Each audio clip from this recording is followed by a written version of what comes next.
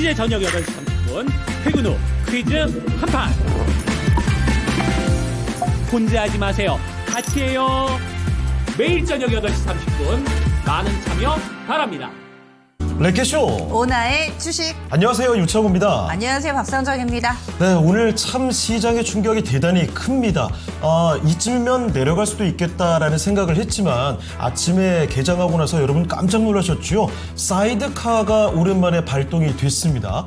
코스피가 장중 기준으로 6%가 넘는 정말 폭락세를 기록하다가, 그런데 이것도 놀라운 것은 이 낙폭을 줄이는 속도도 빠르네요. 그렇습니다. 네. 지금 양시장이 나란히 2% 후반 정도의 낙폭을 기록하면서 아랫꼬리를 만들어가고 있는 과정입니다. 따라서 물론 큰 폭의 하락이기는 하지만은 점점 나아지고 있다. 우리가 회복력을 가지고 있다라는 것을 확인한다는 측면에서 그렇게 또 나쁘지만도 않지 않을까라는 네. 생각을 해봅니다. 자, 이 공포 심리가 그래도 조금씩 개선되고 있는 것 같거든요. 코스피는 다시 4천선 위로, 코스닥도 900선 위로 올라와 있습니다. 여기서 아마 고민이 많이 깊어지실 겁니다. 웬만한 종목들이 다 우르르 빠지고 있으니 이쯤에서 종목들을 바꿀까? 아니면은 원래 잘 갔던 쪽이 또 갈 거라고 생각하고 이쪽으로 가야 되는 건가? 이 복잡한 고민들 저희가 해결해 드리겠습니다. 네, 종목 상담 신청받고 있습니다. 0232-8200번. 지금 수익 내고 계시거나 손실 내고 계시거나 혹은 지금이 뭔가 좀 절호의 기회로 느껴지시는 분들 있으시죠? 네. 매수 질문도 좋습니다. 어제부터 좀 매수문이 많이 들어오던데요. 이런 글들 모두 남겨주시면 되겠습니다. 유튜브 게시판 열려 있고요. 종목명 매수가 비중 써주시고 또 매수와 관련해서는 종목명에 여러분들이 생각하시는 전략이 있다면 덧붙여주세요. 네. 전화 상담 가능합니다. 0232-8200번 오늘도 열어두고 있겠습니다. 자, 그러면 지금부터 유튜브 좀 볼까요? 유튜브의 종목 상담 신청, 사실 오늘 같은 날에는 별로 안 들어오는 편이거든요. 많이 떨어지는 날에는 네. 일단 지켜보자는 관망세가 좀 많이 있는 편인데 오늘 어떨지도 모르겠습니다. 천지삼봉님, 멀미난 주식시장 참 어렵네요. 오늘 같은 날은 진짜 멀미난다는 말, 롤러코스터 이런 말이 딱 들어맞는 날이죠. 정말 보기 드문 급락세, 거기다가 올라가는 속도도 이렇게 가파르다 보니까 아마 정신 없을 겁니다. 네, 망구님께서도 네. 어제 이 장외부터 굉장히 열이 받으셨다고, 화가 나셨다고. 이게 이렇게. 기억 받침이 아니라 그냥 빠졌다는 얘기의 오타 아닐까요? 그렇겠죠? 저는 예. 약간 화나셨다는 그 은원 줄 알고 제가 애써 이렇게 또 네. 수정을 해서 말씀을 드렸거든요. 아니 근데 진짜 어제 애프터마켓 빠졌다고. 진짜 많이 내렸었죠. 저도 장 마치고 나서 한 5시부터 7시 사이인가요? 예. 쓱 보다 보니까 너무 급격하게 장이 빠지는 거예요. 놀라서 일단 우리 시청자분들은 어떤 반응일까? 오랜만에 한 7시쯤에 채팅창에 잠깐 제가 출연하게 됐습니다. 그럴 정도로 저도 놀랐으니까 많은 분들이 얼마나 깜짝 놀라셨을까요? 네. 오늘 아침에는 더 큰 놀란 가슴을 보여잡는 일들이 많았을 것 같습니다. 예, 태양과 바람님께서도 이게 무슨 일인가요? 네. 해주셨어요. 한 차례 태양 이 폭풍이라고 해야 될까요? 오전에 좀 지나가는 듯한 모습이기는 합니다. 예. 지금 그 상황을 저희가 보고 있어요. 그렇습니다. 자, 08님께서는 금요일에 한 번 더 쌍바닥이 있지 않을까라는 조심스러운 추측도 내놓고 계시는데요. 네. 만간제님, 아침에 무서웠어요. 뭔 사이드를 이렇게 채우는 건지. 사이드카, 와. 5% 넘는 등락은 사실 1년에 한두 번 볼까요? 그러니까요. 정말 없는 일이잖아요. 손해봤잖아요. 그리고 양갱이님께서도 무서웠어요. 네. 아직 관망해야겠죠. 이렇게 글 남겨주고 계시고, 그리고 오늘 이런 와중에서도 대체적으로 파란불인데 그래서 더 빨간불이 귀하고 또 영롱하게 느껴집니다. 그렇습니다. 오늘 대덕전자가 또 선전을 해주고 있어서 예. 이 종목도 종목 상담 신청 들어와 있죠. 그렇습니다. 이렇게 또 시작하면서부터 여러분들의 종목 고민이 계속 올라오고 있습니다. 예. 이런 이야기들과 함께 오늘도 랭킹 준비되어 있는데요. 어떤 키워드일지 함께 보실까요? 자, 오늘의 키워드는 여러분이 다 오늘 이 키워드에 집중하셨을 겁니다. 바로 띄워주시죠. 사이드카입니다. 알고 계시죠? 코스피 선물이 그 5% 넘게 등락을 거듭하게 됐을 때 한 1분 동안 지속인가요? 네, 맞습니다. 1분 그러면 지속. 5분 동안 거래 정지가 되죠. 사이드카라는 거 그러니까 시장의 안전장치 같은 겁니다. 너무나 급격한 변동이 있을 때 잠시 거래를 정지시켜서 과도한 패닉이 오지 않게끔 방지시키는 장치거든요. 자, 오늘 너무나 많이 빠졌기 때문에 이 사이드카가 발동됐습니다. 자, 그렇다면 오늘 주제 바로 한번 띄워주시죠. 사이드카의 역사를 좀 보도록 하겠습니다. 자, 2000년대 예. 코스피를 중심으로 해서 사이드카가 발동된 적이 몇 차례 있었거든요. 그 중에서 가장 크게 떨어졌던 날 몇 가지 대표 사례를 모아봤습니다.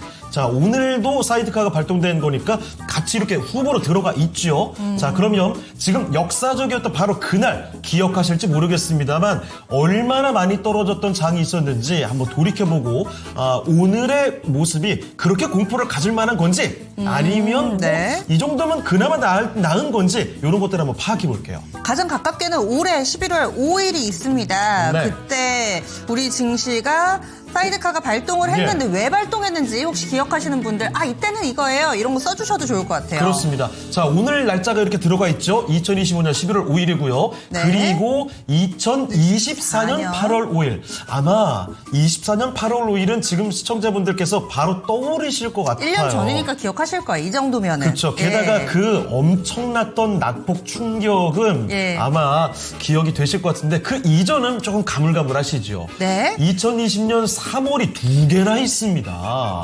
그리고 아주 멀리 돌아가죠. 2001년 9월 12일까지도 올라와 있군요. 네. 이때 모두 다 사이드카가 발동이 됐습니다. 그래서 사실은 사이드카 발동할 때는 서킷 브레이커 같이 발동되는 날이 많았는데 맞아요. 오늘은 다행히도 거기까지는 안 갑니다. 그렇습니다. 시장이 슬슬 안정을 찾아가고 있는데요. 과연 지금 겁을 집어 먹어야 될 때인가 아니면 용기를 내야 할 때인가 네. 이런 것들을 또 분석하는 데 많은 도움이 되는 랭킹인 것 같습니다. 맞습니다. 여러분 사이드카를 보고서 겁먹으라는 이런 얘기 아닙니다. 우리 과거 사례를 돌이켜보면서 지금 현재를 제대로 읽어보자는 취지죠. 네, 그러면 오늘 여러분들의 종목 고민은 이분이 해결해 주실 거예요. 토마토 투자클럽의 최병훈 전문가와 함께 해보겠습니다. 안녕하세요, 전문가님. 안녕하십니까?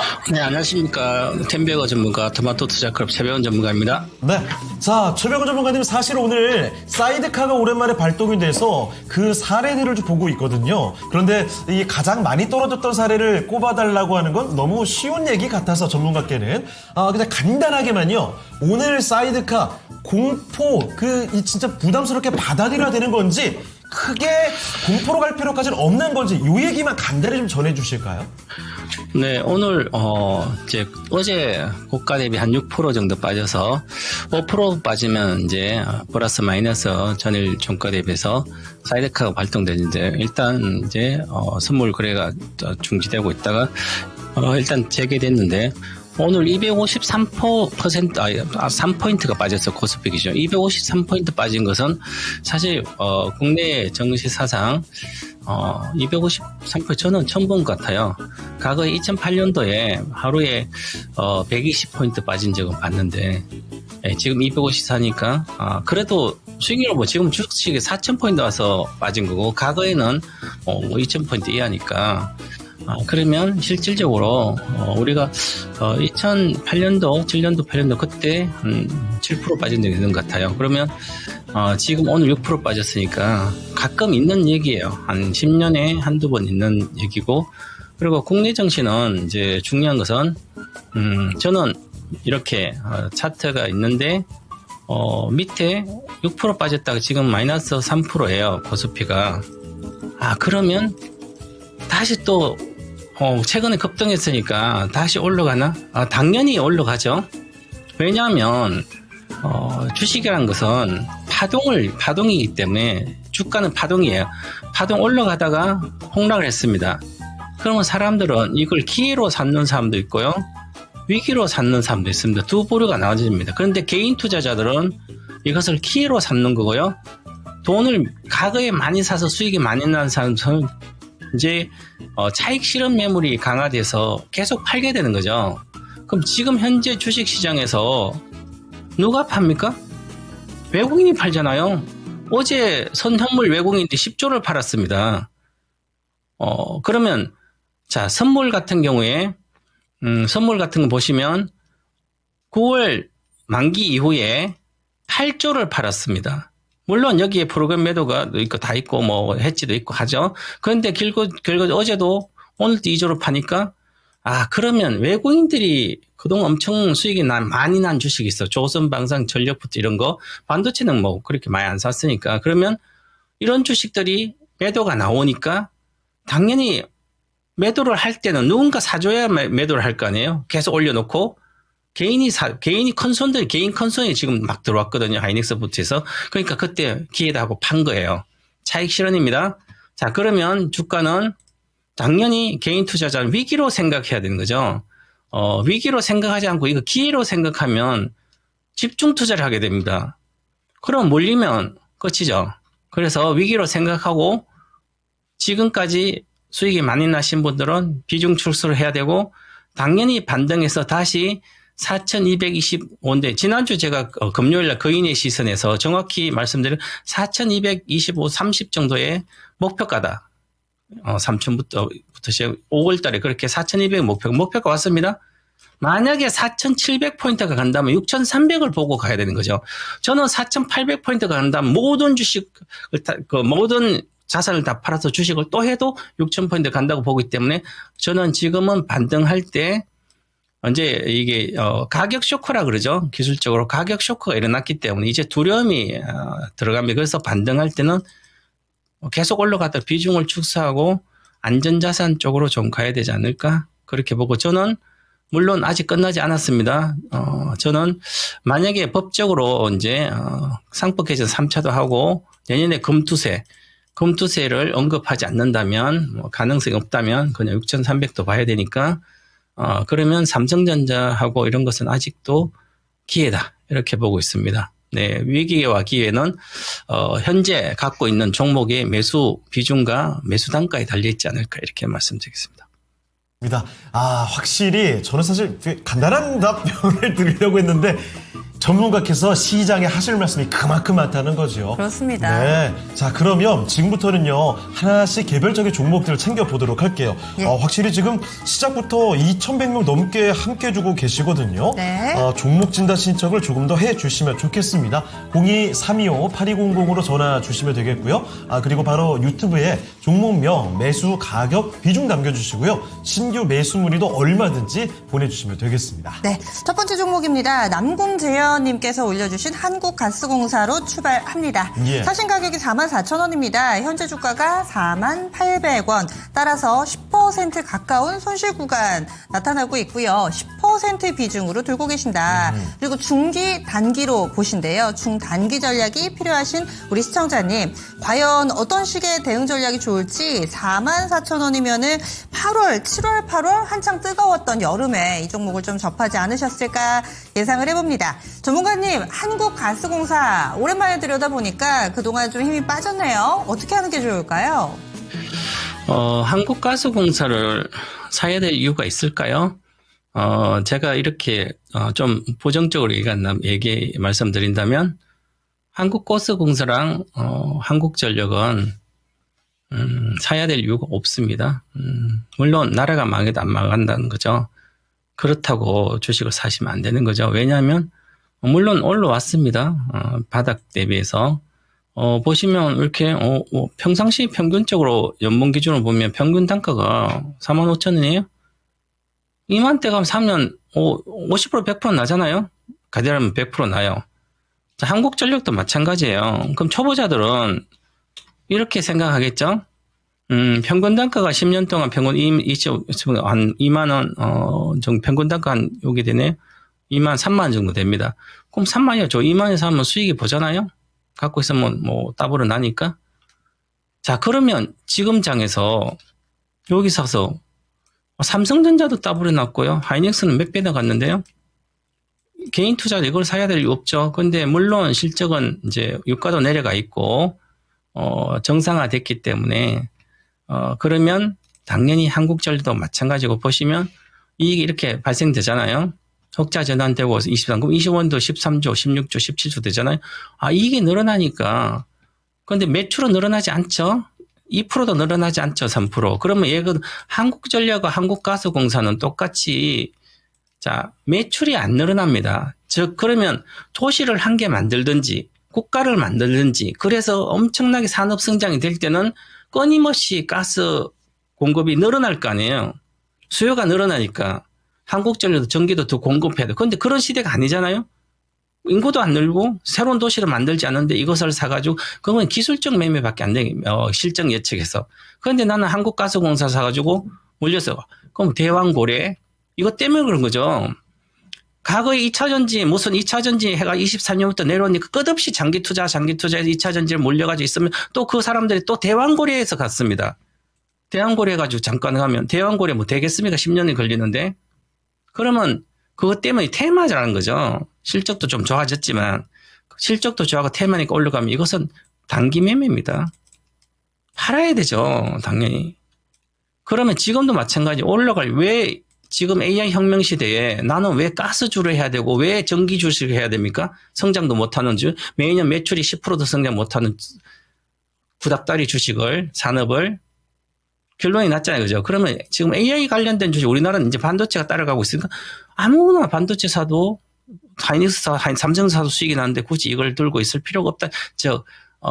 기대 효과로 보면 이게 낮다는 거죠. 그래서 이렇게 보면 이런 것은 본전을 지켜서 나오시는 게 좋고요. 말씀드렸듯 44,000이니까 본인은 주식 투자 하는 게 주식이 위험한 게 아니라 본인이 가장 위험한 거예요. 44,000이 사신 분들은 이상에 사신 분들은 내가 눈으로 가격이 올라간 거 보고 내려오니까 샀잖아요.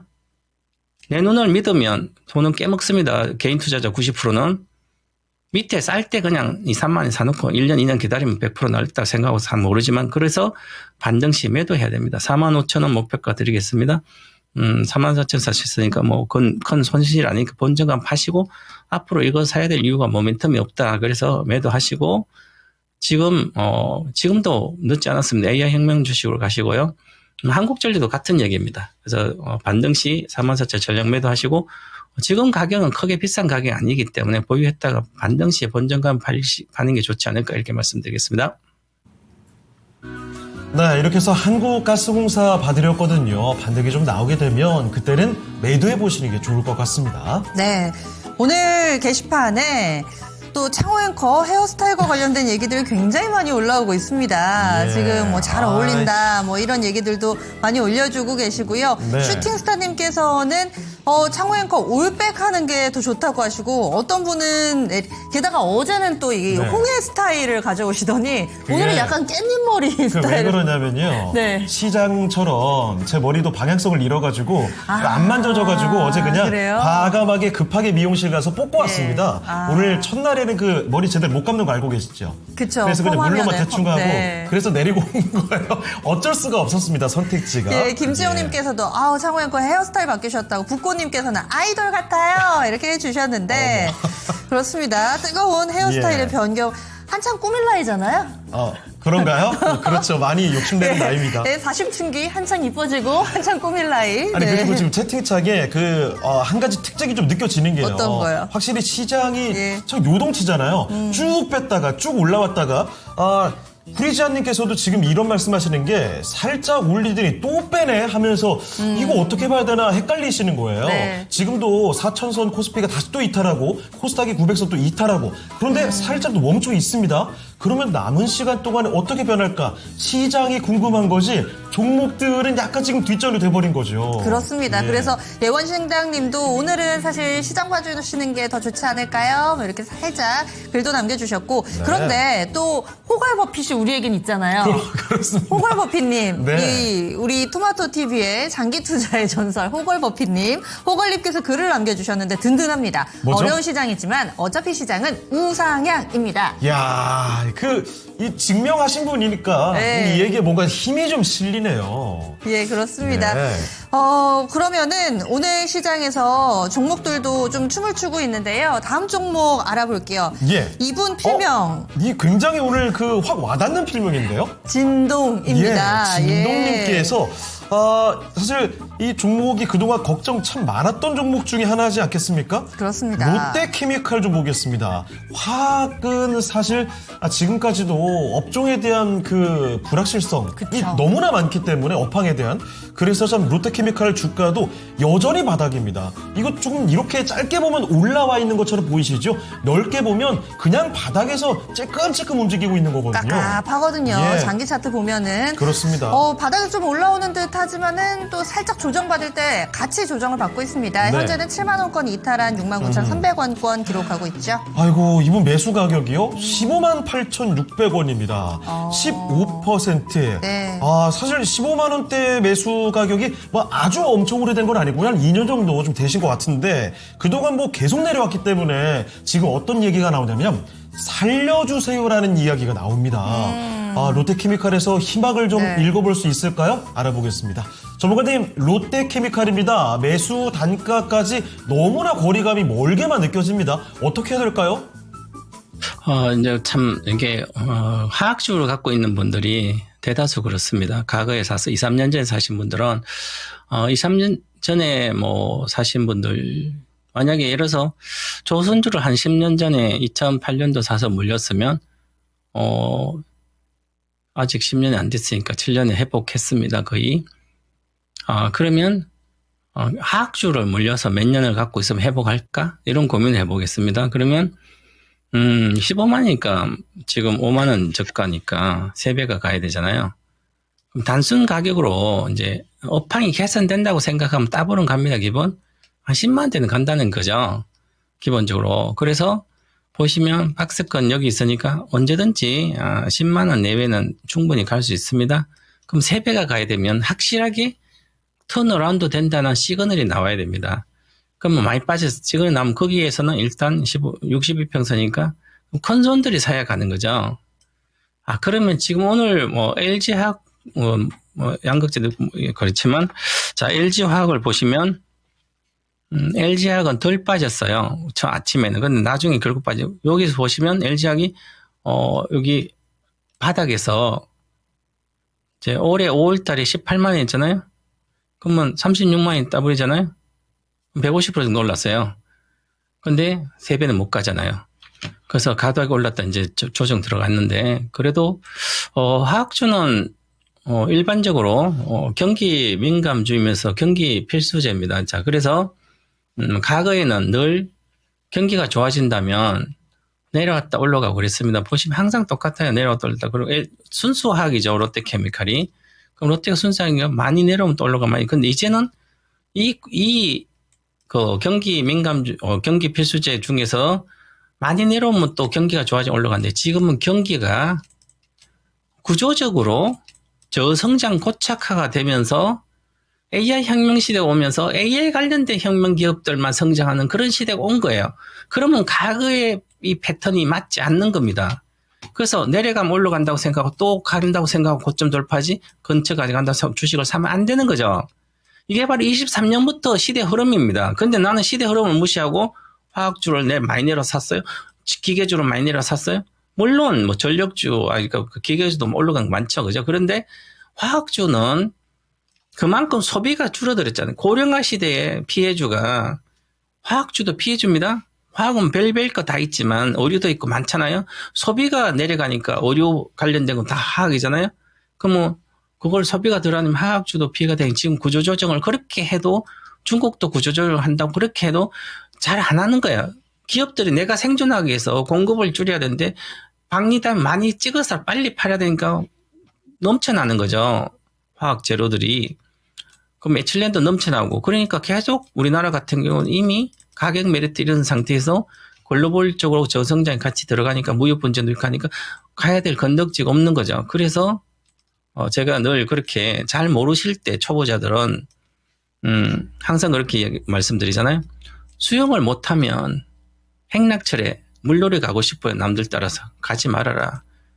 그럼 나는 사고 별로 안 나잖아. 그런데 정말 사고 나는 게 있잖아요. 뉴스 나오잖아요. 그럼 가지 않아야 되는데 나는 잠깐 많이 빠졌으니까 그럼 어떤 AI 혁명 주식에 AI 시대에 맞지 않는 화학을 사고 싶어요.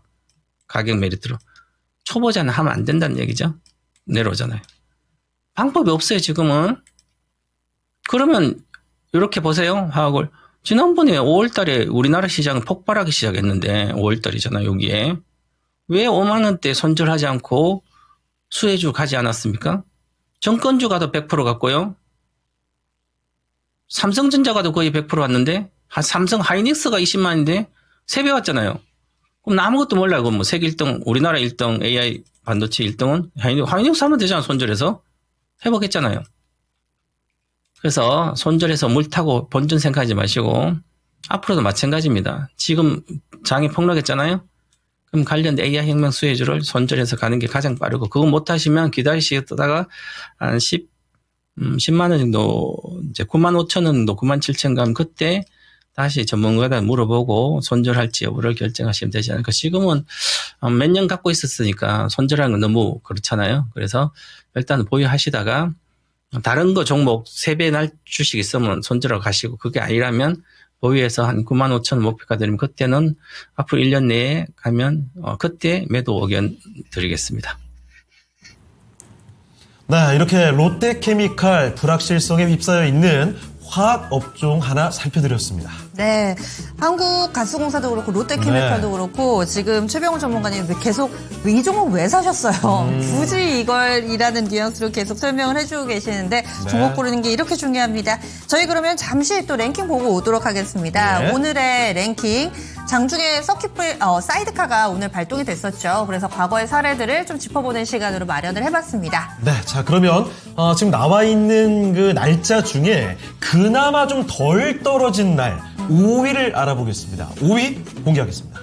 5위는 바로 오늘입니다. 오늘이 나왔어요. 오늘이 그나마 지금 나와 있는 5개 중에서는요 가장 덜 빠진 날이에요. 참고로 기준은요 그 당일 저점 기준으로 보고 있습니다. 전일 종가 대비 퍼센트로 따지고 있는 거고요. 오늘 AI 고평가 우려가 나오면서 미국 증시 흔들렸죠. 우리 증시도 그대로 고스란히 충격파를 맞았고요. 장중 기준으로 해서 오늘 오전장에 6.16%의 코스피가 저점을 기록하기도 했습니다. 네. 그리고 나머지 이 사례들에 대해서도 지금 08님께서 네. 2001년 9월 달에는 이 9.11 테러 있었을 때다. 네. 이렇게 맞춰주셨고요. 기억하시죠? 그리고 2024년도에는 엔캐리 트레이드 청산이요. 이렇게 해서 또 글을 올려주고 계시는데 네. 2020년 3월은 다들 알고 말씀 안 계실 것 드려도 같아요. 네, 알고 계실 것 같습니다. 충격적인 시기 저 너무 선명하게 기억하는 게요. 저도요. 제가 10몇 년 만에 2020년 2월에 10몇 년 만에 주식 다시 했거든요. 다시 주식을 하자마자 한 달 만에 코로나를 받았어요.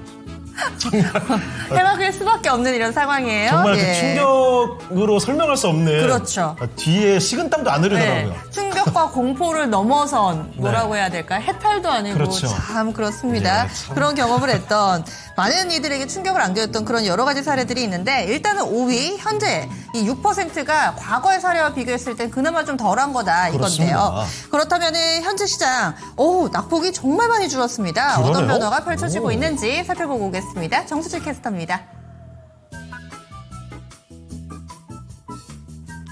네, 오늘장 조금씩 낙폭을 줄여내고 있는 국내 증시입니다. 7개월 만에 매도 사이드카가 발동하기도 했지만 개인 투자자의 매수세가 강하게 유입되고 있는데요. 오늘 투자자들은 어떤 종목에 집중하고 있는지 체크해보도록 하겠습니다. 1위에는 삼성전자 랭크됐습니다. AI 기술주 고평가 논란 속에서 오늘 장중에 10만 전자까지 무너졌었던 삼성전자인데요.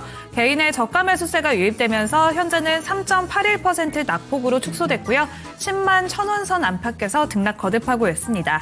2위에는 SK하이닉스 올라왔습니다. 역시나 AI 버블론에 53만 2천원 선까지 떨어졌었는데요. 현재는 1% 낙폭으로 빠르게 축소했고요. 58만 원 선까지 올라왔습니다. 3위에는 두산에너빌리티 랭크됐습니다. 이번에는 고리 1호기 설비 해제에 착수하면서 원전 해체 첫 발을 뜬 두산에너빌리티인데요. 하지만 간밤에 미국 증시에서 오클로와 뉴스케일 등 SMR 관련주들이 급락세를 보이면서 두산에너빌리티는 현재도 7% 급락세 지속하고 있습니다. 4위에는 노타 올라왔습니다. 코스닥 상장 3일차를 맞은 노타는 새내기 주의 기세가 계속되면서 오늘 상한가까지 올라섰습니다. 이어서 5위에는 일동제약이 올라왔는데요. GLP-1 경구용 비만 치료제에 주목하면서 현재 주가 9% 넘는 급등세 보이고 있습니다. 6위에는 네이버가 올라왔습니다. 엔비디아 GPU 6만 장에 대한 기대감 속에서 네이버도 낙폭 빠르게 축소하며 현재 보합권까지 올라왔습니다. 7위에는 에코프로가 랭크됐는데요. 에코프로도 낙폭을 조금 축소하면서 현재는 2.4% 약세로 93,500원 선까지 올라왔습니다. 머스크 보상한 투표 주주총회를 대기하면서 테슬라가 급락한 영향으로 오늘 2차 전지주는 지금까지도 약세 흐름 지속을 하고 있고요. 8위에는 삼성 SDI 올라왔습니다. 역시 테슬라와 3조 원 규모의 ESS 공급 논의에도 불구하고 3% 넘는 하락세 지속하고 있습니다. 9위에는 대한전선 랭크됐는데요. 그동안 상승 랠리를 보였던 대한전선 오늘은 2% 넘게 밀려나면서 숨고르기 보이고 있습니다. 10위에는 레인보우 로보틱스 랭크됐습니다. 오늘 로봇주의 급락세는 지속이 되고 있는데요. 레인보우 로보틱스 현재 8.3% 가까이 밀려나면서 45만 3천 원 선 지나가고 있습니다. 11위에는 하나오션이 랭크됐습니다. 4흘 연속 하락하면서 주가는 13만 원 선도 무너졌고요. 12위에는 현대차가 랭크됐습니다. 깐부 효과는 끝인 걸까요? 현대차도 오늘은 조정 국면에 접어들었는데요. 3.7% 가까이 밀려나면서 26만 6천 원 선 안팎 거래되고 있습니다. 13위에는 대덕전자가 올라왔습니다. 대덕전자는 3분기 호실적에 증권가에서는 목표가를 줄상향하면서 오늘 매수세가 강하게 몰렸는데요. 장중에 45,250원 52주 신고가 경신했고요. 현재도 11% 넘는 급등세 지속하고 있습니다. 14위에는 HLB 랭크됐습니다. HLB도 영국계 자산운용사 2천억 원 투자 유치에 주목하면서 강세 흐름 유지하고 있고요. 현재도 3% 가까이 올라갑니다. 15위에는 한올 바이오파마 올라왔습니다. 한올 바이오파마는 자가 면역질환 치료제의 임상 성과를 공개하면서 현재 주가 6.5% 급등하고 있습니다. 16위에는 한미약품이 올라왔는데요. 역시나 경구용 비만 치료제 관련주 현재도 상승불 유지합니다. 한미약품 1% 넘게 올라가면서 45만 7천 원 선 지나가고 있습니다. 17위에는 알테오젠이 랭크되는데요. 알테오젠은 현재 4% 넘게 밀려나면서 52만 5천 원 선 지나가고 있습니다. 18위에는 휴림로봇이 올라왔습니다. 휴림로봇도 낙폭 축소하면서 현재는 강보합으로 전환했고요. 19위에는 코데즈 컴바인이 랭크됐습니다. 국내 증시가 흔들리자 오늘은 경협주, 테마주에 또 쏠림 현상이 나타나고 있는데요. 북미 정상회담 가능성이 부각되면서 오늘 남북 경협주 주목받고 있습니다. 코데즈 컴바인 현재 13.5% 급등세 보이고 있고요. 마지막으로 20위에는 대한광통신 랭크됐습니다. 삼성전자와 현대차 등 기업과 함께 K양자산업연합에 참여한다는 소식이 전해지면서 대한광통신 현재 10% 가까이 급등하고 있습니다. 이렇게 오늘은 대형주의 일제히 차익 실현 매물이 출회되고 있는데요. 오늘 특히나 반도체 대형주가 장 초반 급락세를 보였습니다. 바로 2008년 금융위기를 예측했었던 영화죠. 빅쇼트의 실제 주인공인 마이클 버리가 엔비디아와 팔란티어 주가 하락에 베팅한 것으로 알려지면서 우려감에 이렇게 증시가 크게 흔들렸는데요. 신고가를 돌파하던 반도체 대형주에는 차익 실현 매물이 출회됐지만 현재는 또 개인의 순매수 1, 2위에 나란히 랭크가 되고 있습니다. 그래서 낙폭을 조금씩 줄여내고 있는데요. 상승장에 비교적 잠잠했었던 소부장주는 오늘 종목별 차별화 장세를 나타내면서 급등세를 보이는 종목도 나타나고 있습니다. 현재의 조정을 단기 조정으로 봤을 때 그렇다면 우리가 앞으로 눈여겨볼 만한 반도체는 대형주일까요? 아니면 소부장주일까요? 전문가님 의견 들어보도록 하겠습니다. 자, AI 고평가론이 나오고 있습니다. 이렇게 되면서 그동안 우리 증시를 정말 강하게 이끌고 올라갔던 반도체 투톱부터해서 대부분의 종목들이 많이 빠지고 있죠. 자, 새로 만약에 반도체를 보게 된다면 그동안에 봤던 큰 종목들을 위주로 봐야 되는지 그동안에 오히려 잘 오르지 못했던 자그마한 소부장으로 집중하는 게 좋을지 어떤 관점으로 보시나요, 전문가님? 네, 사실 저는 뭐 흑백 논리가 아니라 이래서 이거 좋나 저거 좋나 하면 원래 이제 한 종목을 선택하는 게 저희 장점이지만 만약에 이렇게 질문상에 정확한 맞는 답변을 제가 기준으로 한다면 당연히 소부장이겠죠. 왜 그럴까요? 지금 장을 주도해서 하락장을 이끌어낸 사람이 외국인입니다. 큰 손이라는 거죠. 어차피 기간은 금융투자라든지 투시는 금융투자 매매, 상품 매매하고 투시는 추세적으로 들어올 수 있는 자금이 없잖아요. 간접투자 우리는 유명무실해졌어요. 미국은 간접투자가 70%, 우리는 간접투자가 거의 직접적으로 70% 그죠. 그러면 기관들이 투신사에서 꾸준히 뭐 미래를 보고 장기를 뭐 이렇게 할 수 있는 그 여력이 없어요. 펀드를 가입하지 않으니까. 그럼 우리나라 투신들은 제 역할을 못합니다. 그냥 단기 매매예요. 그냥 젊은 펀드 매니저들 그냥 사고 팔고 해서 빨리빨리 해서 성과급하고 이런 거예요. 그죠? 그러면 외국인이 크게 10조가 나오면 그걸 받아줄 데가 없는 거죠. 지금은 개인 투자자 중에 돈이 많은 사람들이 지수가 더블 오니까 이제부터 여기저기서 주식 안 하면 이상하니까 포모종을 그냥 사게 되는 거죠. 그래서 개인들이 사게 되는 거죠. 과거 2020년 동학개미가 똑같이 제2의 동학혁명처럼 개인이 이제 큰손 개미가 들어오게 됩니다. 그래서 대형주를 받아칩니다. 그래서 대형주가 오늘 같으면 폭락했다 다시 올라오죠. 하지만 개인들이 계속 꾸준히 살 수가 있을까요? 외국인이 계속 팔면 그러면 기관의 역할이 있어야 돼. 기관의 역할을 못합니다. 그러면 대형주는 가다가 다시 쉽지 않습니다. 그죠? 그런데 그러면 개인의 지금 장이에요. 그럼 개인들은 삼성전자를 사는 것보다 심택을 사는 걸 좋아하고요. 코리아스키 사는 걸 더 좋아해요. 그죠?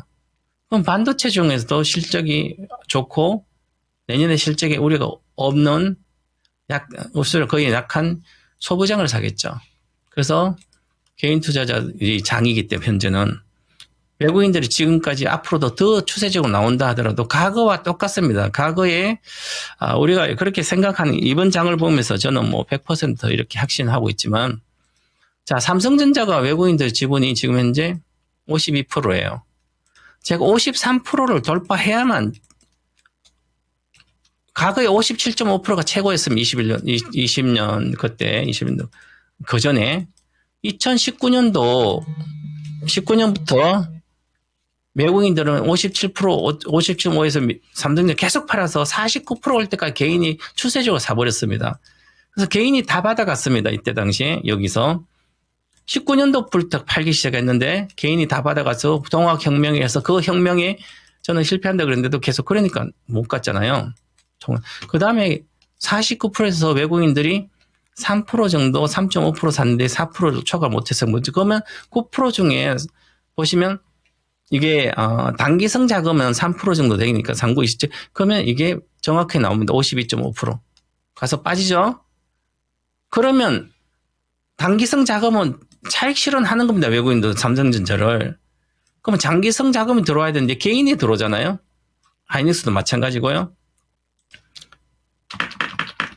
그럼 하이닉스도 개인이 들어오게 됩니다. 그러면 외국인들이 지금 계속 팔고 있었죠. 외국인들 계속 55점 몇 해서 계속 1% 줄었습니다. 그런데 개인이 계속 사버리니까 내려갔다 올라오게 됩니다. 즉 조만간에 고점이 나온다는 거죠. 저는 하이닉스는 무조건 70만 원대 찍고는 못 간다. 소중 받고 그리고 27년도에 데이터 센터가 모든 게 끝나는데 내년 하반기부터는 반도체도 엄청나게 빠질 수 있기 때문에 위험한 구간이잖아요. 그러면 외국인들 그렇게 행동을 하고 있습니다. 그럼 개인은 계속 사지만 우리 일반 개인들은 그렇게 따라가지 말고 비중 가가 있으면 있지만 그러면 지금부터는 오히려 실적에 우려 없게 오히려 심택이라도 이렇게 되면 심택은 목표가가 왔습니다. 이미 55,000원 왔기 때문에 오히려 대덕전자 같으면 아직까지 목표가로 기준 보면 이 기본도로 보면 여기서 보면 이게 65,000원 정도 내외 가야 돼요. 7만 원까지는. 그래서 아직도 상승률 50%가 있습니다. 그럼 코리아스크립도 마찬가지고요. 그럼 이쪽은 대덕전자는 실질적으로 MLB뿐만 아니라 패키징용 서버용 서버용 PCB죠. 기판이니까 서버용에서는 계속 좋으니까 내년에도 공급 보조 좋아요. 그죠? 내년 상반 그러면 지금은 아직까지 연봉 이런 것은 지금 사도 리스크가 거의 없는 그렇기 때문에 저는 소부장이 좀 더 낫다고 보고 코스닥 쪽에 소부장도 훨씬 더 낫습니다. 지금 대형주는 위험하다. 큰 손들이 외국인이 팔아제키기 때문에 이렇게 말씀드리겠습니다. 네, 이렇게 해서 반도체 관련된 이야기, 그 전망에 대해서 조병원 전문가의 의견 한번 들어봤습니다. 네, 그 사이에 종목 진단 신청 꾸준히 좀 올라오고 있습니다. 네. 그러면 중복해서 올려주신 종목이 있어서요. 저희 들어가 보도록 하겠습니다. 네. 만간지님하고요. 아기라님께서 네이버를 신청을 해주셨어요. 정말 뭐 국민주 아니겠습니까? 그렇습니다. 네이버냐 카카오냐 지금도 정말 수많은 분들이 새로 신규 매수를 고민하고 계실 것 같아요. 그렇습니다. 네. 게다가 두 분이 사신 가격이 엇비슷하고요. 네. 특히나 이렇게 조정받는 상황 속에서 네이버가 와, 안 밀립니다. 대단한데요? 뭐 한두 가 정도기는 한데 빨간색을 지금 유지하고 있는 상황이고요. 이동 평균선의 훼손도 전혀 없는 네이버. 현재는 그렇죠. 26만 7,750원권 기록하고 있습니다. 만간지님이 사신 가격이 26만 원이에요. 근처네요. 예, 15% 비중이고요. 아귀란님은 뭔가 좀 확신이 좀 있으셨던 건지 네. 비중이 상당히 높으시거든요. 25만 5천 원에 거의 가격은 비슷하죠. 비중을 딱 절반을 떼서 50%를 사셨습니다. 와, 어마어마합니다. 그러니까요. 현재 주가랑 크게 다르지는 않습니다. 어떻게 생각하면은 다른 종목 대비로 많이 안 오른 것 같기도 하고 또 어떻게 생각하면은 시장 분위기 이런데 괜찮을까 싶기도 하고요. 전문가님 시각은 어떠신가요? 저는 이제 이미 11월 유망주는 거인의 시선을 말씀드렸지만 삼성 SDI라는 이런 것은 이미 목표가 다 왔기 때문에 35분들 2차 전지는 당분간 못 간다. 11월에 유망주는 네카다. 네이버 카카오 네이버 카네. 저는 카네를 좋아하니 카네고 일반인들은 네카라고 그러더라고요. 저는 카네다. 저는 카카오 장기 투자이기 때문에 저는 네이버보다는 카카오를 좋아한다. 그래서 어떤 분들은 내가 카카오니까 네이버가 올라가면 카카오가 더 좋다 그러지 않았나 그러고 이런데 그건 투자 성향. 저는 1년을 본다면 카카오가 수익률이 더 좋다. 그래서 카카오는 5차 산업혁명의 플랫폼 1등이고요. 네이버는 4차 1등이었다. 그래서 과거에 보면 네이버는 5배 올라갔고요. 과거에 카카오는 10배 올라갔습니다. 탄력성도 있고요. 주식은 그 사람마다 성격이 특이성이라고 합니다. 특이성, 반복성, 동의성. 그래서 카카오도 향후에 내년에 16만 목표가인데요. 당연히 따블은 10만 원대 가죠. 이제부터는 지금 요번에 AI GPU 반도체를 26만 장 이제 장기적으로 구해잖아요. 그럼 일단 데이터 센터로 만들잖아요. 데이터 센터 만들면 우리나라 최고의 데이터 센터는 네이버잖아요. 네이버 수혜잖아요. 물론 반도체가 이미 반도체는 많이 이제 반도체는 2년 뒤에는 오히려 피크아웃을 당합니다. 근데 네이버는 데이터 센터 만들어서 그다음에 서비스까지 진출하니까 그러면 매출이 더 폭발하는 거 27년도는 서비스 때 오니까. 그래서 장기죠. 지금은 네이버와 카카오는 저는 모든 주식 다 팔아서도 지금 사도 리스크는 없다. 1년 기준으로 본다면. 어떤 분 25만 50% 사셨죠? 제일 잘하신 분이에요. 저한테 물어보지 마세요. 저보다 잘하네요. 저는 50% 안 갖고 있는데 어쨌든 네이버 26만 원 좋습니다. 그냥 본인 상가격에서 사상 고점 돌파할 때까지 근처까지 갈 때 보유를 해라. 1년 동안이라도 사상 고점이 46만 5천입니다. 그럼 평균적으로 38만 원부터 시작입니다. 그때까지 보유해서 그때 파시면 되죠. 100% 가서 절반만 팔면 됩니다. 원금 찾으면 AI 시대인데 당연히 카카오도 10배는 갈 거로 32,000에서 10배 32년 2, 3년 동안 갈 거로 보이기 때문에 100% 가면 절반 팔면 되잖아요. 아니 사도 된다 이렇게 말씀드리고 저한테 물어봤으니까 저는 이렇게 긍정적으로 말씀드렸습니다. 네, 네이버와 카카오 이 힌트를 들어봤는데요. 중간에 아주 충격적인 숫자들도 이렇게 들려왔고요. 네. 아주 긍정적인 시선 이렇게 읽어볼 수 있었습니다. 10배, 네. 점점점. 여러분들 네이버 긍정적인 의견까지 들어봤습니다. 전문가님 오늘 말씀 고맙습니다. 고맙습니다. 감사합니다. 네, 자 토마토 투자클럽 최병훈 전문가와 함께 종목 진단을 도와드렸습니다. 네. 지금 많은 분들이 개인 네. 취향도 있지만 뭔가 시장의 상승을 염원해서 창호 앵커의 밝은 이마를 보길 원하세요. 그래요. 그래서 창호 앵커가 머리를 야. 올리고 온 날 시장이 오르는 거고 머리를 네. 내리고 온 날 내리는 거래요. 이거 큰일 났네요. 저는 네. 개인적으로 사실을 내리는 걸 좋아하긴 하는데 그래요? 말이죠. 이제 앞으로 계속 올려주셔야겠는데요. 내일이라도 바로 이마를 까올리겠습니다. 뭐 변발이 되는 한이 있더라도. 예. 일체 유심조님께서 창호 앵커 앞머리 이렇게 넘기고 오시는 날 반등 올 것 네. 같네요. 그리고 슈팅스타님께서도 올백을 하셔야 올라가죠. 이렇게 다 염원을 담아주셨는데. 자, 그리고 네. 시장에 대한 이야기, 개별 종목들에 대한 관심도도 상당히 또 이어지고 있네요. 그렇습니다. 지금 시장도 그렇지만 몇몇 종목들, 뭐 유진 아니면 휴림 로봇주에 대한 이야기도 나오고 있고요. 2차 전지 가운데서 유독 오늘 좋은 LNF 관련해서도 13만 원까지 가려나요? 이런 기대감도 항상 나오고 있습니다. 여전히 지금 시장 상황 어수선하지만은 그래도 네. 이렇게 장 초반보다 나아지는 종목군들이 있습니다. 그러면 오늘의 하락은 과거의 사례와 비교했을 때 어느 정도 수준일까요? 체감을 보는 랭킹 오늘 준비가 돼 있습니다. 네, 4위 한번 알아보죠. 자, 오늘의 4위 바로 공개하겠습니다. 4위는요. 2020년 3월 13일입니다. 네. 코로나 팬데믹으로 인해서 그때 많이 내렸죠. 한 달 사이에 주가가 얼마였어요? 한 2,500 그 근처였나요? 거기서 1,400쯤까지 그렇습니다. 말도 못하게 빠졌었죠. 근데 코로나 때 힘들었던 것은 보통은 이렇게 사이드카나 서킷이 발동되고 한 일주일도 못 가서 회복을 하는데 그때는 네. 한 달 내내 밀렸어가지고 그렇습니다. 그래서 힘들었던 걸로 기억을 해요. 맞아요. 예. 3월 13일 기준으로 당시 장중 저가로는 8.38%가 빠졌고요. 자, 그런데 이날은 회복의 속도가 좀 빨랐습니다. 종가가 마이너스 3%대. 그러니까 이날은 정말 많이 빠졌다가 회복이 정말 많이 나오고 끝났다는 얘기죠. 네. 3월 13일의 이야기입니다. 네, 오늘은 사이드카만 발동이 됐지만 지금 보시는 이 데이터 같은 경우는 현물 기준이어가지고요. 코스피 그렇죠. 이렇게 빠지면 또 서킷 브레이커 1단계도 발동을 맞습니다. 하잖아요. 사이드카, 서킷 브레이커 같이 발동했던 좀 아팠던 날이었죠. 네. 자, 4위까지 한번 알아봤고요. 자, 그러면 또 다음 전문가를 모시고서 종목들 이야기 좀 들어보죠. 토마토 투자클럽 신기수 전문가와 함께 하겠습니다. 네, 전문가님 안녕하십니까? 네, 안녕하세요. 신기수입니다. 네. 자, 전문가님. 오늘 이렇게까지 충격을 준 거 참 오랜만이죠? 어떻습니까? 많이 좀 전문가께서도 놀라셨습니까?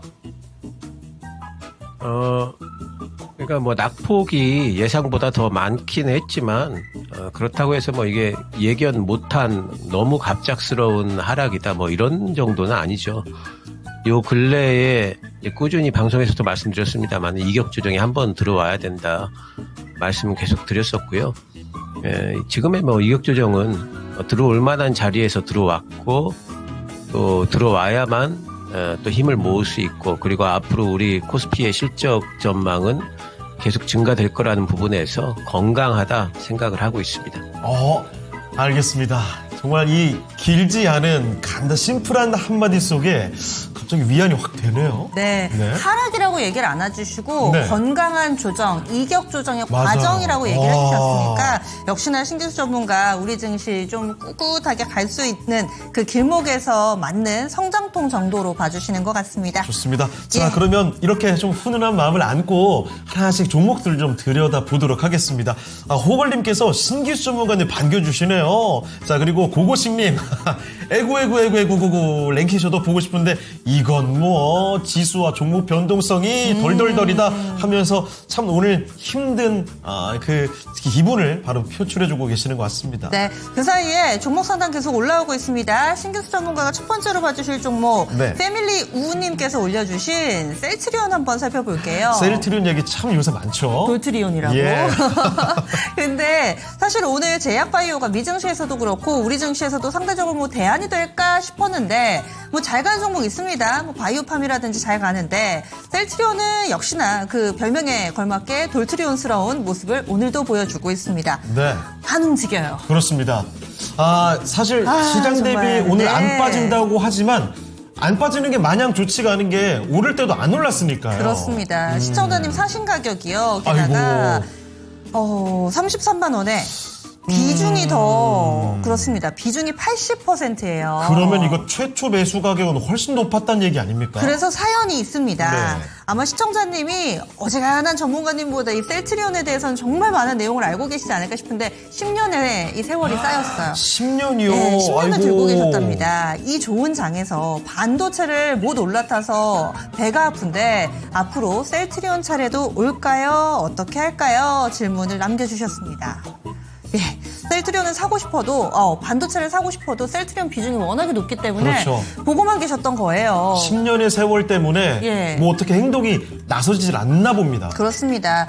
셀트리온 10년의 세월 과연 보상받을 수 있을 것인지 지금도 손실 규모가 꽤 크거든요. 어떻게 해야 될까요? 신규수 전문가님. 예, 셀트리온은 이제 제일 큰 약점이 뭐냐면은 지금 뭐 내놓으라 할 만한 신약 개발에 관련된 소식이 지금은 이제 뭔가 좀 기대감 있는 것들이 좀 끊겨 있는 부분들이 좀 있습니다. 이제 지금은 오히려 이제 기존에 뭐 램시마라든가 뭐 이런 부분에서의 매출이 얼마나 나오느냐, 뭐 트룩시마, 호주마 이런 제품들 그런 부분에 집중을 하게 되어 있기 때문에 그러니까 제약바이오들이 굉장히 이제 급등을 하고 상당히 이제 많이 날아가는 종목들의 공통점은 뭐냐면은 현재 매출에 의존하는 이제 그런 종목들이 아니고 앞으로 향후 미래에 엄청나게 다가올 매출에 기대감에 의지하는 종목들이 더 많이 올라가는데 셀트리온은 현재로서는 이제는 뭔가 좀 중견 종목이 되어버려 가지고 현재 실적에 상당히 좀 의존하는 그런 종목이 좀 되어버린 부분이 있어요. 그래서 그런 부분들이 이제 최대의 좀 약점입니다. 그렇게 되면 시장에 수급이 좀 붙지 않는 것, 또 이제 덩치도 너무 커졌기 때문에 쉽사리 지금 수급이 좀 들어오지 못하는 부분들, 이런 부분들이 있는데, 단지 이제 지금 실적 부분에 있어가지고 원가율은 지금 계속 개선이 되고 있고, 그리고 이제 이번에 이제 새롭게 또 이제 시밀러 제품들 나온 거 유플리아임하고 스테키마 이런 것들이 유럽 쪽에서 또 이제 잘 팔리고 지금 확장 중이라고 그래요. 그래서 그런 실적 부분에 있어서의 개선 전망들은 있습니다. 그리고 이번에 이제 머스트바이오라는 데에서 새로운 기술 하나 라이선스 인을 했는데 3중 융합 단백질 또 이제 뭐 FcRn 저해제 이런 것들 이제 새로운 기술을 라이선스 인을 해서 아마도 이제 이런 부분에서 뭔가 새로운 어떤 제품들을 내놓을 것 같은 이제 기대감 섞인 것들이 나온다면은 조금은 올라갈 것 같아요. 근데 이제 지금 상황에서 셀트리온 쪽으로 수급이 이렇게 붙질 않는데 내가 많이 지금 빠졌기 때문에 비중이 뭐 한 10% 뭐 15% 정도라면 모를까? 그게 아니고 80%면은 거의 몰빵 아닙니까? 이 정도의 비중을 단지 물려있기 때문에 시장 트렌드와 관계없이 그냥 계속 그냥 가지고만 있겠다라고 하시는 거는 오히려 이 손실을 빨리 복구하는데 방해되는 요소죠. 그러니까 시장이 지금 너무 수급이 어디로 붙는지 명확하고 또 앞으로의 시장을 어떤 섹터가 이끌어갈지도 명확하게 지금 보이는데 그 후보군들 중에 바이오도 물론 있긴 있지만 하지만 그 바이오 내에서 셀트리온은 이제는 수급상으로 뭔가 외곽에 있는 종목이란 말이죠. 그래서 지금 제일 큰 문제는 80%를 그냥 계속 들고 계시는 게 제일 큰 문제다. 저는 20만 원까지는 일단 단기적으로 또 올라갈 걸로 봐요. 내년 상반기 정도까지는. 하지만 80%를 그렇게 계속 가지고 계시는 거 20만 원까지 올라간다고 해도 지금부터 보면은 어느 정도의 상승이냐면은 한 20%도 안 돼요.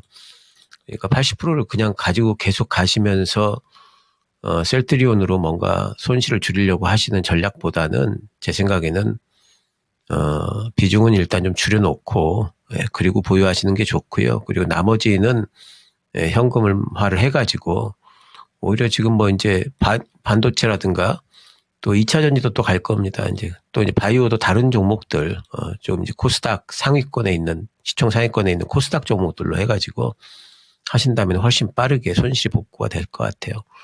셀트리온은 20% 이내로 비중을 좀 줄이시고요. 내년 뭐 조금 더 충분히 본다면 22만 원까지는 20%만 가지고 보유를 하시고 나머지는 지금이라도 현금화를 하셔가지고 지금 장이 조정받을 때 매수 기회입니다. 나머지는 교체 매매를 좀 하셨으면 좋겠다 말씀을 드리겠습니다. 네, 10년 동안 이 한 종목을 보유하셨다고 해서 여기서만으로 이 한 종목만으로 승부 보려고 하시면 안 될 것 같습니다. 비중을 과감하게 줄여보시고요. 조정이 시장에 좀 나왔을 때 앞으로 빨리 갈 수 있을 만한 좋은 종목군을 찾아서 교체를 좀 해보시면 좋을 것 같네요. 네, 망구님께서도 역시 전문가님은 기회비용까지 고려하시네요. 이렇게 올려주셨습니다.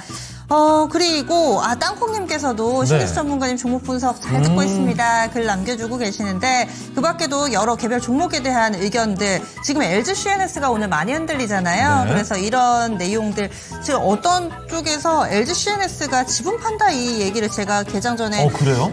기사를 하나 봤었는데, 예. 좀 더 단독 기사였고요. 맥쿼리 운용에서 가지고 있는 이 LG CNS 지분 7% 블록딜한다라는 아하. 기사였습니다. 그래서 조금씩 사실 확인이 되고 있는 것 같은데 그래서 낙폭이 조금 더 깊은 모습입니다. 네, 시장의 낙폭도 조금씩 더 깊어지고 있습니다.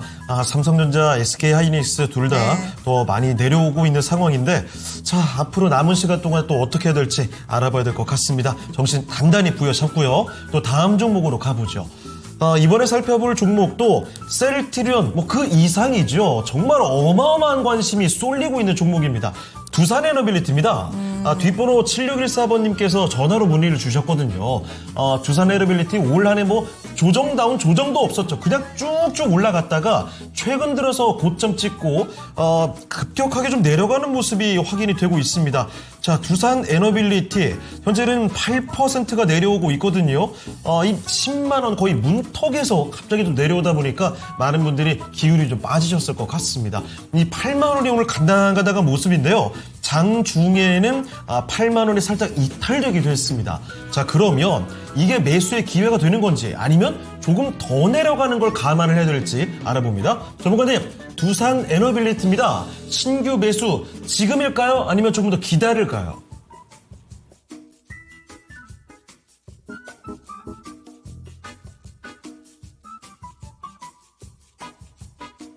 예, 두산에너빌리티 같은 경우에는 지금 이제 모멘텀이 분명히 남아 있어요. 앞으로도 이제 미국 쪽에서도 계속 원전을 확대를 해나갈 방침이고, 아직 근데 이제 미국 행정부에서는 그 부분을 아직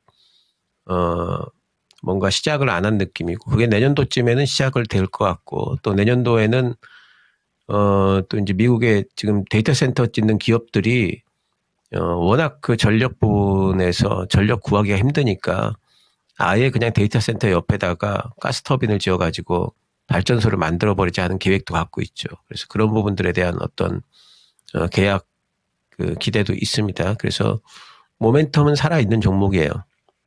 하지만 지금 구간에서 그러면은 지금까지 작년에 또 올해 상반기 때 올라온 이 정도의 속도로 또 그렇게 갈 수 있느냐?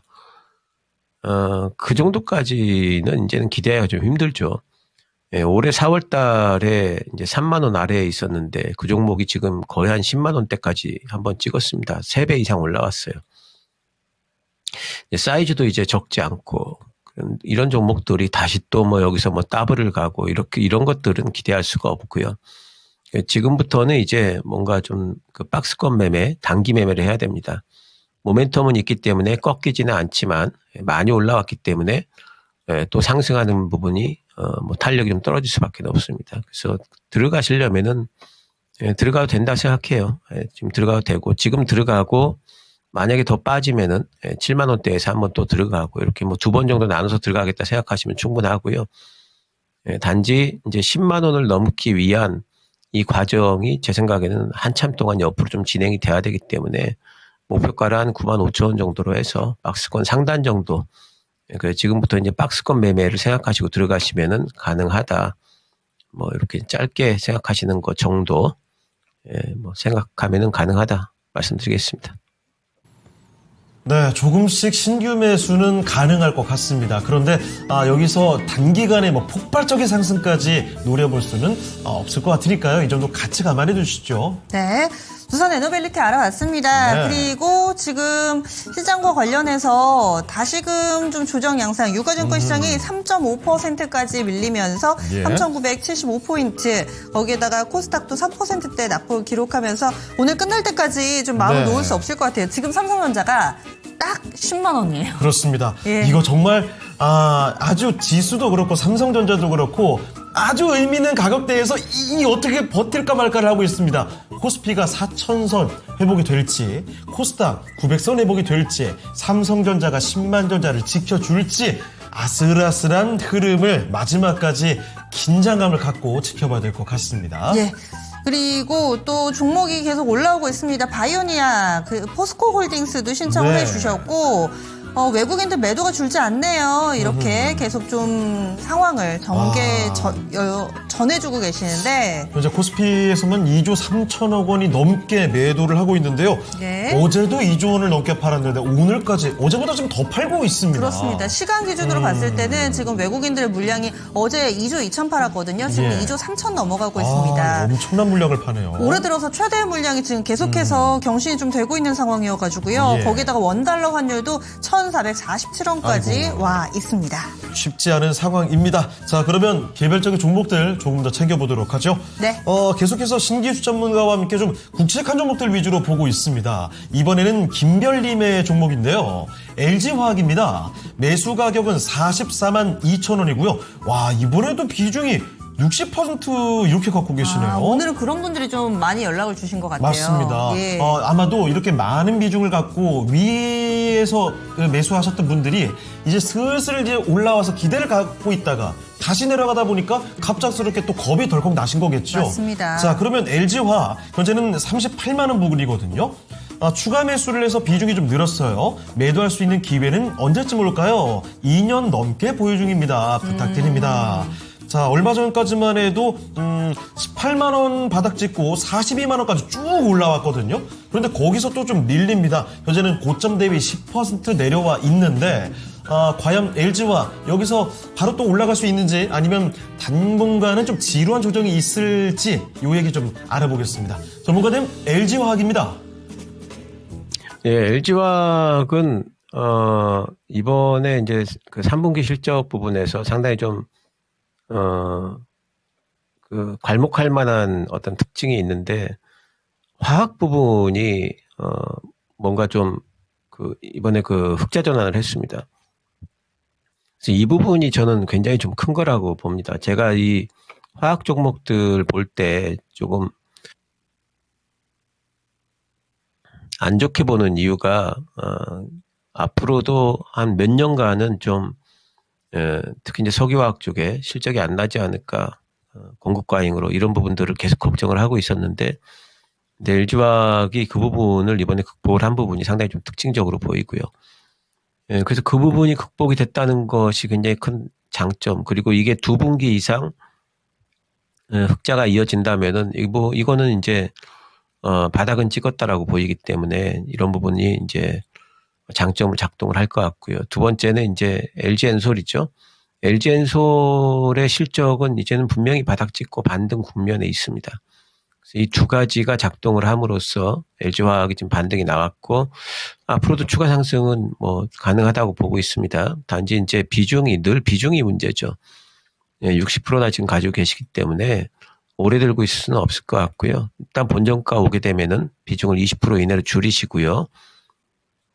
그리고 목표가는 일단 내년 상반기까지 목표가는 기술적으로만 일단 봐드릴게요. 50만 원 보시면 될 것 같습니다. 그래서 목표가 50만 원, 그리고 본전가에서 비중 축소 이렇게 하시면 될 것 같습니다. 네. 그래도 LG화학 좀 장기적으로 내년까지 본다면은 여유 있게 수익을 내실 수 있지 않을까. 목표 주가 50만 원 설정해 드렸고요. 네. 원금 회복하게 될 경우에는 비중을 좀 줄여주시는 그런 기술을 좀 써보시면 어떨까. 이렇게 전략 세워드렸습니다. 그렇습니다. 지금 사실 최근에 우리 증시 무섭게 올랐죠. 단기간에 말도 못할 급등세를 펼치다가 오늘 갑자기 오랜만에 폭락이 나오다 보니까 많이들 놀라셨습니다. 그래서 지금 준호님도 그렇고요. 나야님께서 오늘은 한잔 해야 되겠다. 그리고 마그마님은 석잔을 털어 넣으셨다고요, 지금요? 그래요. 참 오늘 쉽지 않은 장이 연출이 되고 있습니다. 대신에 문제는 이겁니다. 프레젠트 형께서 해주신 말씀이 한잔하고 사면 자신감 넘치는데. 그러니까 그렇죠. 이럴 때일수록 이성적으로 해야 되니까 물론 장중에 음주하실 수 있고요. 또 반주하실 수 있지만은 이것을 투자에다가 이렇게 용기를 내기 위한 수단으로 쓰셨다가 네. 살짝 삐끗하실 수 있으니까 이 클릭하실 때는 좀 조심하시는 게 좋습니다. 그렇습니다. 자, 그러면 오늘 랭킹쇼 주제 저겁니다. 사이드카가 오늘 발동이 됐잖아요. 2000년대 주요 사이드카 발동일을 체크해 봤습니다. 자, 가장 크게 떨어졌던 날이 언제냐를 보고 있거든요. 네. 당일의 저점 기준으로 전일 종가 대비 퍼센테이지로 따집니다.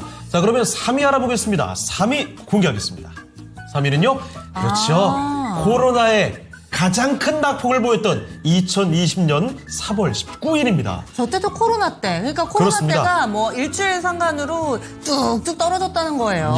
예. 그 참고로 그 19일 전에 있었던 13일은요. 그때 8.3% 빠졌다가 3% 종가로 끝났다고 했죠. 이날은 그러니까 아래꼬리를 꽤 달았는데 3월 19일은 거의 피날레였습니다. 그래서 이날은요. 9.54% 장중에 빠졌다가 종가도 회복이 별로 안 됐어요. 8.39% 마이너스로 끝이 났습니다. 이날 네. 기억이 나는 게 3월 19일. 그쵸? 3월 네. 19일 이날이 1,400이에요. 그렇죠. 그리고 아마 다음날에 정점 딱 찍고 그 다음에 반등이 시작됐던가 그럴 겁니다. 예, 그래서 그날 저점이 1,439.43포인트. 2020년 3월 19일. 이때 종목이 아니라 지수를 담았어도 네. 한 5년 만에 큰 거부가 됐을 텐데. 그렇습니다. 정말 근데 무시무시한 하락이 있어서 이때는 아무도 무엇도 대처를 하지 맞아요. 못했던 그런 장이었죠. 첫 번째 사이드카 발동하고 그때 좀 사신 분들은 두 번째 사이드카 발동하면 네. 말 그대로 멘붕이실 거 아니에요. 그렇죠. 그럴 때가 바로 그때 코로나 시절이었습니다. 예, 사이드카뿐만 아니라 서킷 브레이커 확확 걸렸던 바로 그날. 그런데 1위와 2위에 있는 데가 더 더 많이 밀렸다고요? 내렸습니다. 어마어마하죠? 예. 자, 그 얘기 조금 이따 더 들어보도록 하겠고요. 자, 지금부터는요. 1시간 동안 종목들은 어떻게 변화했을지 체크를 해보겠습니다. 정수지 캐스터와 함께하겠습니다.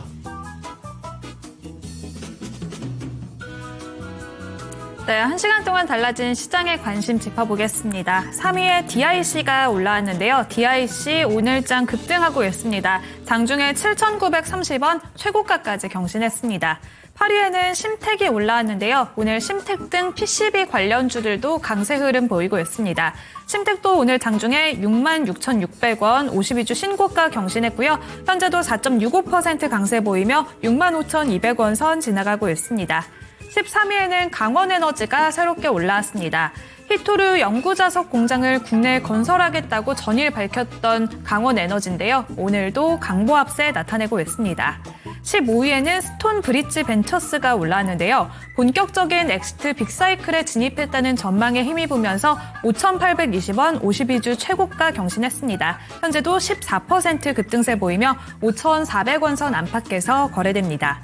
17위에는 LNF 올라왔는데요. 8개 분기 만에 흑자 전환에 성공한 LNF 오늘장 3%대 반등 흐름 보이고 있습니다. 20위에는 코리아 서키트가 새로 올라왔는데요. 코리아 서키트도 역시나 PCB 관련주로 디램 현물 가격이 상승하면서 수혜 기대감 속에서 강세 보이고 있습니다. 현재 7.71% 강세 보이며 21,650원 선 지나가고 있습니다. 이렇게 오후장 달라진 관심을 짚어봤는데요. 오늘 변동성 장세 속에서 헬스케어 관련주들이 방어주 역할을 톡톡히 해내고 있습니다. 특히나 경구용 비만 치료제 관련주들도 강세 유지하고 있고요. 11월에는 학회 러쉬까지 앞두고 있습니다. 제약바이오 드디어 추세 전환인 것 같은데요. 관련주들에 대한 전략 들어보도록 하겠습니다. 네, 확실히 오늘 대부분의 종목들이 하락이 상당히 좀 크게 나오고 있지요. 이런 가운데서 등락률 상위 순으로 쭉 순서대로 나열해 보면 제약바이오 관련된 종목들, 조금 작은 종목들이 눈길을 많이 끌고 있습니다. 자, 그러면 전문가님, 제약바이오주들 이쪽 전략은 어떻게 볼까요? 예, 제약바이오가 오늘 이제 다른 섹터들보다 뭐 조금 더 이제 잘 견디는 낙폭이 좀 적고 또 오른 종목도 있고 뭐 이제 그런 느낌은 좀 있긴 하지만 이게 뭐 앞으로도 그러면은 오늘 낙폭이 적었기 때문에 앞으로 뭐 제약바이오 쪽이 다른 섹터들보다 훨씬 더 강하게 올라갈 것이냐 뭐 이제 이런 걸 의미한다고 보진 않아요. 단지 이제 요 근래 보면은 2차 전지가 좀 쉬면서 제약바이오들이 또 반등이 나온 부분을 또 주목을 해야 됩니다. 그래서 제약바이오와 2차 전지는 계속해서 좀 시속 게임을 좀 할 것 같고요. 제약바이오에 대한 전략은 제가 이제 뭐라고 말씀드렸냐면은 이제 종목 하나하나를 보면서 그 종목의 어떤 가능성을 보면 투자하는 이 방법도 있지만 그거는 이제 종목 연구를 참 많이 해야 되기 때문에 그렇게까지 못할 것 같으면은 오히려 이제 코스닥 그 100 상위 종목에 있는 종목들 중에서 수급이 많이 들어오는 종목들을 가지고 이제 트레이딩 형태로 접근을 하자 하는 이런 말씀을 계속 드렸어요. 그 제약바이오가 살아있는 조건은 뭐냐면은 시장이 계속 움직이고 그리고 코스닥이 때 되면 반등이 나오고 이런 어떤 그 코스닥 우상향의 장세에서는 제약바이오는 좀 빠지는 듯 하면 또다시 올라오고 계속 이런 형태를 보일 겁니다. 그리고 이제 11월과 또 내년도 1월 달에 특히 내년도 1월 달에는 이제 제약바이오 업계에서는 최대 이제 행사죠. JP모건 이제 행사가 있기 때문에 그런 부분들이 있기 때문에 아마도 연말 연시에는 제약바이오 쪽이 조금 더 분발을 좀 하지 않을까 우리가 충분히 예상은 해볼 수가 있고요. 종목을 고를 때에는 잘 모르겠으면은 저는 코스닥 그 시총 상위주들을 보자. 알테오젠도 있고 ABL 바이오도 있고 뭐 리가캠도 있고 이거 다 뭐 탄력 있게 움직이는 종목들입니다. 뭐 삼천당도 있고 뭐 파마도 있고 파마는 지금 많이 이제 그 빠지고 있지만 파마리서치 쪽으로도 이제 수급이 또 붙을 시기가 또 되지 않나 뭐 좀 생각이 되고요.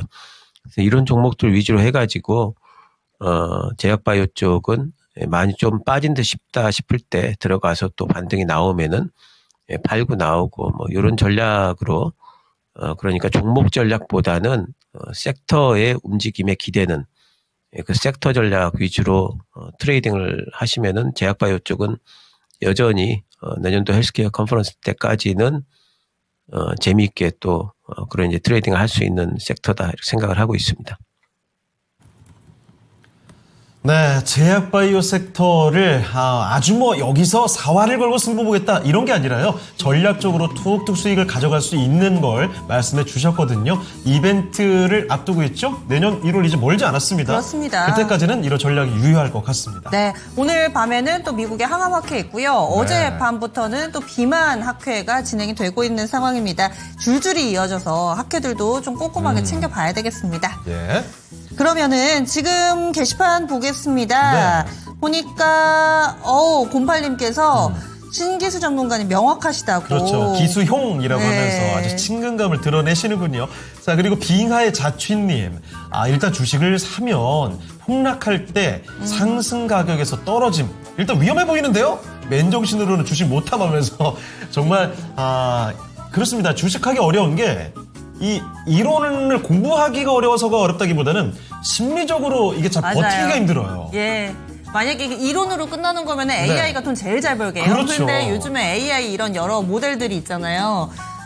수익을 내기가 쉽지가 않은 상황이라고 맞습니다. 그렇더라고요. 예. 그래서 이거 약간 좀 그냥 개인적인 네. 헛소리 같은 걸 수도 있는데 주식을 진짜 잘하는 사람들 보면 약간 평범한 사람들과 궤가 다른 맞아요. 특이하다 싶은 사람들이 잘하는 경우들이 많이 있어요, 사실은. 예, 의식의 흐름과 그 보폭과 예, 일반적인 사고방식에서 좀 벗어난 그 네. 심리의 간극을 읽으실 줄 아는 그렇죠. 그런 분들. 참 근데 정말 어렵습니다. 사람이 웬만하면 심리가 대동소이하거든요. 그래서 저희 이렇게 머리 위에 전문가님들 이렇게 사진들 떠 있을 때 보면 가끔은 또 어떤 분들은 도사님 같은 맞아요. 그런 말투를 쓰시기도 하는데 그런 또 주식하시는 분들의 공통점들이 보이기도 하더라고요. 네. 자, 그러면 일단 우리 주식의 프로 신기수 전문가와 함께 종목 하나를 더 챙겨보겠습니다. 네.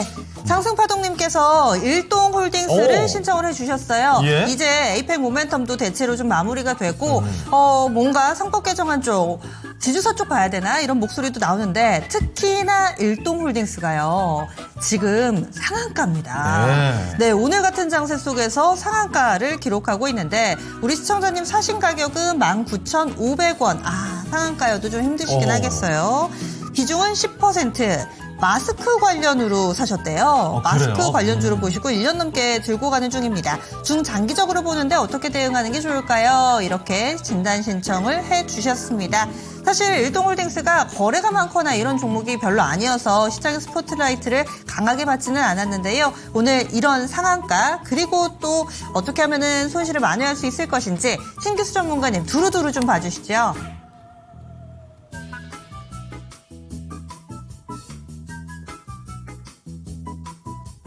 예, 일동홀딩스는 이제 지금은 이제 마스크로 볼 종목은 아니고 이제 매수하실 당시에 이제 마스크 종목이라고 해서 매수를 하셨다는 것 같아요.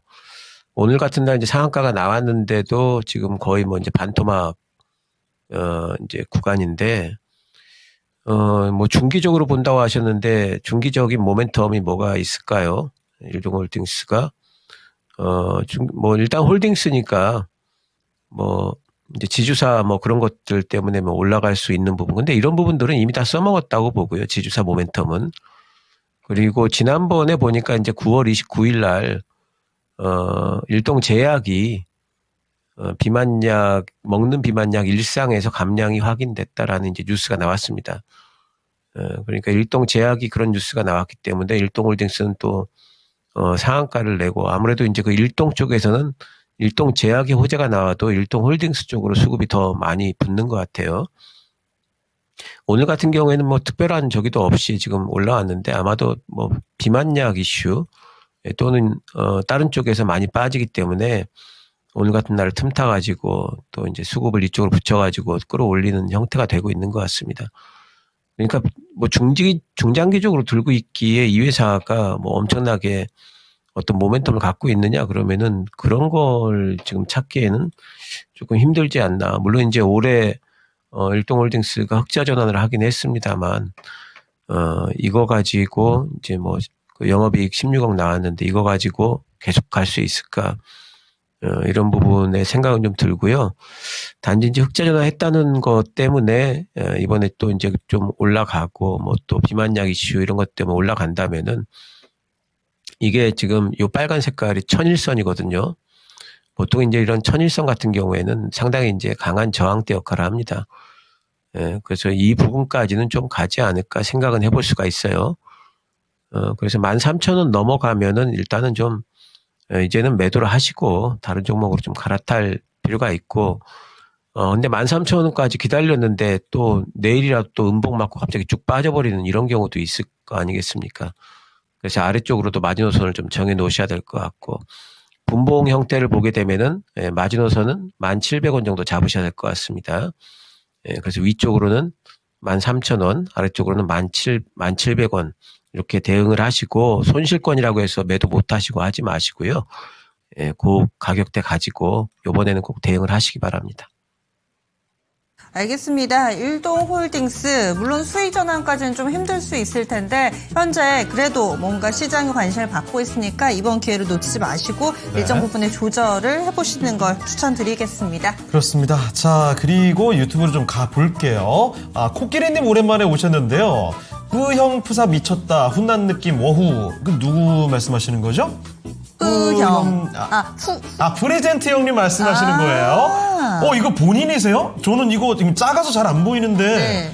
작아도 너무 잘생긴 사람이 눈에 보여가지고 연예인 사진 붙였는 줄 알았는데. 참고로 저희 이 제작진 가운데 한 명은 오다기죠 사진을. 본인 얼핏 아닙니다. 보면은 한 5초 본인 이런 걸 수도 있어요. 그렇습니다. 자, 그리고 만간지님, 오늘 네이버를 잡으셨다고요? 네이버가 지금 움직임이 건가? 나오고 있나요? 저희 좀 전에 진단해드렸잖아요. 만간지님이 26만 그러니까요. 원 사신 게 오늘이신 것 같아요. 왜요? 지금 갑자기 솟구칩니다. 이거 무슨 일이죠? 우와, 저희 네이버가 5% 지금 가고 있습니다. 진단해드릴 때 26만 원 안팎이어가지고 우와. 두 분이나 저희 신청해 주셨잖아요. 아주 앞으로 긍정적으로 최병훈 전문가께서 뭐 미래 많이 가면 뭐 10배 얘기도 막 이야기를 해주셨는데 갑작스럽게 불이 붙었네요. 그렇습니다. 좀 전에 나온 뉴스는 뭐 새로 나온 건 아니고요. 네. GPU 쪽에 1조 이상 투입을 하겠다라는 내용인데 이것도 원래 기존에 나왔던 보도 내용이거든요. 예. 자, 일단은 네. 뭐 오후장에 왠지 이렇게 갑자기 가는 종목들이 눈에 띄면 시장도 좀 가주지 않을까라는 기대감이 좀 생기기도 하네요. 그렇습니다. 오후 들어서는 양시장 낙폭이 한 3% 안팎에서 계속 왔다 갔다 하고 있는 양상이고요. 네. 이렇듯 종목 가운데서도 갑작스러운 변동성으로 튀어오르는 경우도 있습니다. 저희 마지막 종목이 될 것 같아요. 전화 네. 상담 하나 들어와 있죠? 자, 뒷번호 8856님께서 보내주셨는데요. 빙그레입니다. 매수 가격은 9만 원이고요. 아, 20%입니다. 예. 아, 빙그레를 포함해서 음식료 쪽 사실 삼양식품을 제외하면 아마 많은 분들이 삼양식품이 갔으니 이쪽도 가지 않을까 이런 기대감이 있으셨을지 모르겠지만 안 움직입니다. 자, 빙그레 바로 알아보죠. 전문가님, 빙그레는 이대로 좀 보유해볼 만한가요? 빙그레는 이제는 여름이 끝났잖아요. 여름 끝났고, 그러니까 여름 기대감으로 뭔가 그 상반기 때 조금 올라왔다가 여름이 끝나는 7월 달쯤 되니까 오히려 주가는 내려와 버리죠. 주식의 주가의 속성이죠. 기대감으로 오르다가 막상 이제 그때가 되면은 이제 그 재료 노출성으로 빠지고 또 이제 이번 3분기 때도 영업이익이 좀 감익이 될 겁니다. 그래서 또 이제 얘 올라가려면은 한참 기다려야 되겠죠. 내년 상반기 정도 돼야지 또 주가가 올라갈 텐데 지금 이제 뭐 굳이 그럴 필요 있을까? 빙그레를 20%나 가지고 또 실적이 엄청나게 또 잘 나오는 식품 중에서는 그런 종목도 아니고 하기 때문에 빙그레는 오히려 지금 뭐 매도하고 다른 종목으로 교체 매매하셔도 크게 아깝지는 않을 것 같고요. 오히려 뭐 식품주 중에 살려면은 삼양식품 지금 좀 눌려 있으니까 오히려 삼양식품 들어가는 게 훨씬 더 빠르게 또 이제 수익이 좀 날 수 있지 않을까 이런 생각을 해볼 수가 있죠. 그래서 늘 제가 말씀드립니다만은 주변주들 하지 마세요. 주변주들 하지 마시고 늘 대장주, 주도주를 하셔야 됩니다. 주도주 너무 많이 올라간 것 같다 그러면 또 현금 들고 기다릴 줄도 알아야 되고요. 기다리면 이렇게 삼양식품처럼 또 이렇게 기회가 오지 않습니까? 그래서 빙그레보다는 삼양식품이 훨씬 낫죠. 뭐 지금이라도 갈아타는 거 권해드리도록 하겠습니다. 네. 네, 아, 역시 같은 종목군에서는 가장 잘 가는 그 대장주를 보시는 게 나은 선택이 될 것 같습니다. 네, 이렇게 해서 또 빙그레에 대한 진단을 해드렸습니다. 지금 게시판에 삼양식품 전문가님도 얘기를 해주시니까 삼양이 미국에 공장도 있고 네. 이런 것들 좋아 보인다고 또 글을 남겨주고 계시네요. 자, 그럼 오늘 함께해 주신 신기수 전문가는 여기서 보내드리도록 하겠습니다. 네, 전문가님 오늘 말씀 고맙습니다. 감사합니다.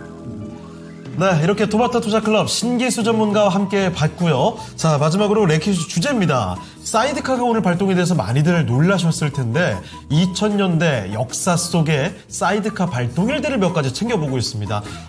너무 많이 빠졌던 날들을 보다 보니까 오늘 증시 하락이 생각보다 그렇게 공포감까지 가질 필요는 없겠다라는 생각도 들기도 하고요. 그리고 보면은 보기가 이제 두 개 네. 남았잖아요. 2024년 작년에 이 엔캐리 트레이드 청산 그때와 2001년 때 기억나세요? 저 기억나죠? 증시는 몰라요. 네. 그때 그냥 사회적인 충격을 기억하죠. 저도 뭔가 뉴스에서 비행기가 이렇게 딱 뚫고 가는 그 네. 장면만 기억나지 시장을 창호 앵커나 저나 경험해보지를 맞아요. 못해서 그때는 저희도 모릅니다. 그렇습니다. 그런데 또 한편으로 생각해보면 엔캐리 트레이드 청산 작년에 충격이 코로나 때보다 더 했구나. 이것도 좀 놀라운 사실이긴 하네요. 맞아요. 사실 그때는 너무 하루 빠지고 그대로 올렸기 때문에 그렇게 큰 충격이라 못 맞아요. 느꼈는데 돌이켜서 보니까 하루의 낙폭이 엄청나게 컸던 거죠. 자, 그러면 이 중에 우열을 가려보겠습니다. 1위와 2위 바로 공개합니다. 자, 1위는요. 그렇습니다. 2001년 9.11 테러가 발생한 바로 직후 다음날 시장이 무려 12.21%까지 폭락이 나왔습니다.